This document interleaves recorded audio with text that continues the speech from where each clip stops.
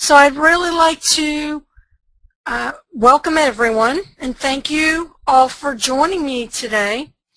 And this is a subject near and dear to my heart, and we're going to talk about writing and sharing your family's story. And again, I'd just like to thank you and thank Jeff for this opportunity to take some time and talk about one of my favorite subjects, writing, and also genealogy, of course. Jeff mentioned my blog, The Accidental Genealogist. I also have a website. It's lisaalzo.com, and you can go there and find out various information about my publications, seminars, my research, and other details. So what are we going to talk about today? How to organize your material. Dividing your writing tasks into small, manageable pieces. Methods for illustrating where your family fits in with local, national, and world history. And how to blend in the historical facts, selecting the best details.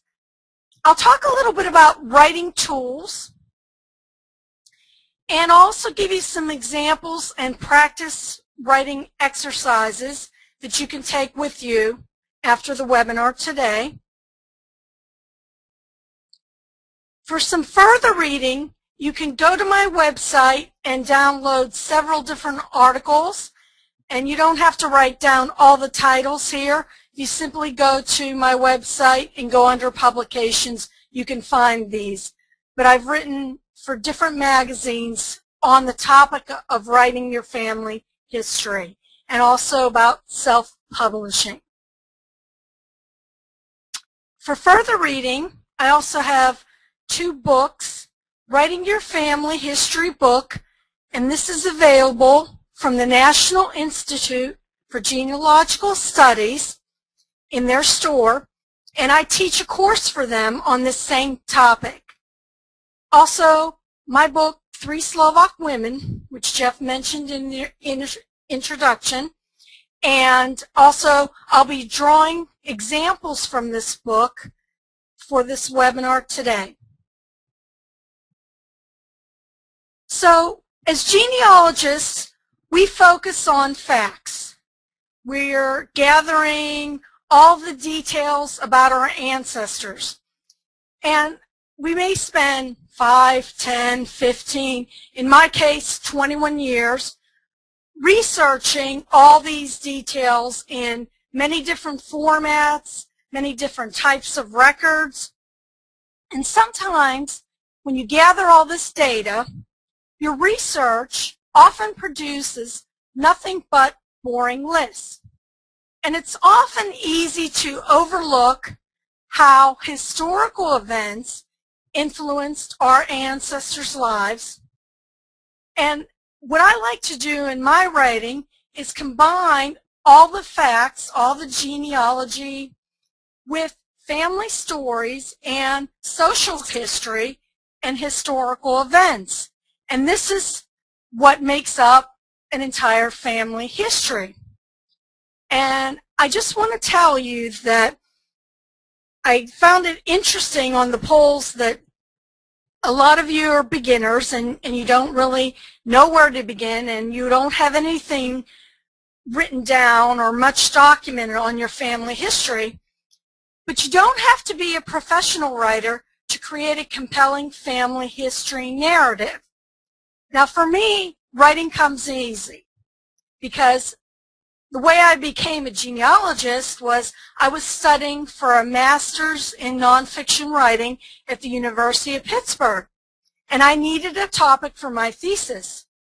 And at the time I was reading a book called Out of This Furnace by Thomas Bell.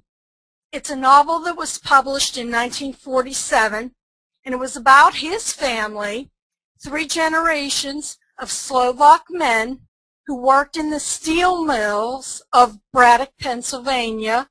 And Braddock is a town not far from Duquesne, where I grew up.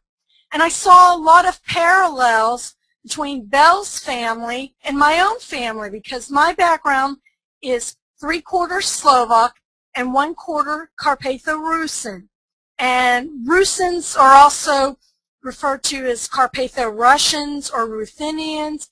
It's actually a specific ethnic group, and the people settled in the Carpathian mountain region in eastern Slovakia. And I didn't even know I was a quarter Rusin until I started doing genealogy, because my grandparents always called themselves Slovak, and the Rusins are a minority identity. They really didn't have their own country or own place to settle. And Andy Warhol is probably the most famous Rusin, and he always said, I come from nowhere. But as I was doing this, I decided I wanted to write a story about my grandmother, so I started asking my mother questions. And like many genealogists, I started too late, and all of my grandparents had passed away. And I never asked my maternal grandmother any questions about her life as an immigrant or coming to America, or any questions. And so I had to rely on my mother and my aunts and uncles and other people that I interviewed to fill in the blanks. And so I became hooked on genealogy. And so I came to genealogy as a writer. But I find that many genealogists start out doing genealogy and then do the writing part. But I'm here to tell you, you don't have to have professional training to create a compelling family history narrative. And so this is what this webinar is all about. And there's some specific steps you can take to make the process much easier. And what I want to also say is, before we jump in, is that the tips I'm going to be giving you and the specific examples come from my own writing and my experience putting together my thesis, then book, Three Slovak Women, which is a nonfiction book about my family. So those are the examples I'm going to give. The other thing I want to mention is I do give this lecture, or a similar type of lecture, in many venues, at conferences and online. And so some of you may have heard me speak on this topic already and may recognize some of the examples, but I did create some new tips and some new things for this particular webinar that I'm going to share with you. So the first thing you really need to do is, when you're planning to write, you want to get yourself ready. So the first thing is decide on your subject, who it is you want to write about, what you want to say, when, what is the time period where the story is occurring. It may span hundreds of years, it may span a very short period of time. Where does it take place, so the setting, and why are you writing this? What is your purpose? Are you just hoping to leave a legacy for future generations? Is there something special about your family that you really want to share? Is it an amazing story that needs to be told? Why are you writing this? Is it personal? Is it more for general publication? Decide on the reason. And the second thing you will do is decide on a format, or think about a format. And that's why one of the poll questions was, what do you want to write? And so nobody says you have to write a 500-page book.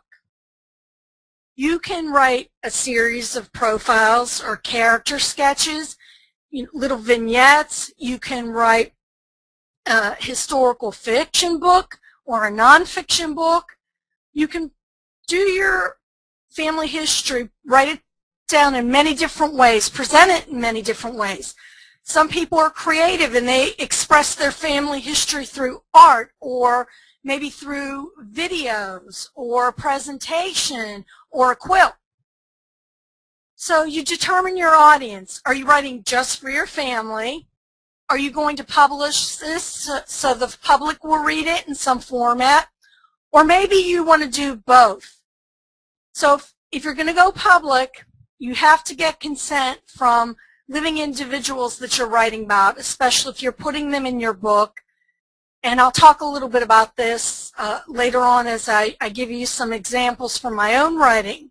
But you want to make sure that you're doing everything legally and you don't want to offend anyone or get into trouble by writing things about people without their permission. You want to gather materials, so all the research, the documents, the photos, the interviews, everything that you've done to this point, and have it available. The next thing is to try to do a storyboard.